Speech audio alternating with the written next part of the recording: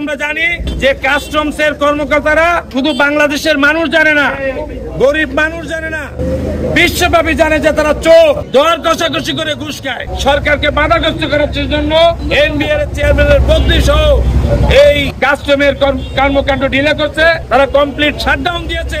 এই হাসিনার গুন্ডা বাহিনীরা আজকে সরকারের একটি ভালো উদ্যোগকে বাধাগ্রস্ত করার চেষ্টা করছে। প্রতিকূল কর্মকর্তা তাদের অবৈধ দাবির কারণে বাংলাদেশের সমগ্র বন্দরের আমদানি রপ্তানি, ইভেন কি মোংলা ইপিজেটের গতকাল থেকে কমপ্লিট শাটডাউনের কারণে সমস্ত আমদানি রপ্তানি বন্ধ হয়েছে। আমরা সরকারের কাছে দাবি জানাই, অবৈধ নিয়োগকারী কর্মকর্তাদের বিরুদ্ধে কঠোর হস্তক্ষেপ গ্রহণ করুন, এদেরকে চাকরি থেকে বহিষ্কার করে নতুন বেকার যুবকদের কর্মসংস্থানের ব্যবস্থা করুন।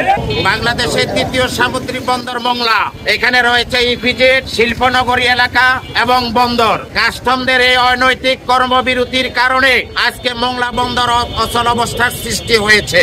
এই অচল অবস্থার সৃষ্টির কারণ তাদের বেআইনি দাবি দেওয়া, তাদের অযৌক্তিক এবং অন্যায় দাবি দেওয়া প্রতিষ্ঠিত করার জন্য একটি হীন ষড়যন্ত্র। যারা আজকে বেআইনি কর্মবিরতিতে গিয়েছে, এরা পতিত আওয়ামী সরকারের আওয়ামী দোসরদের চামচা দালাল।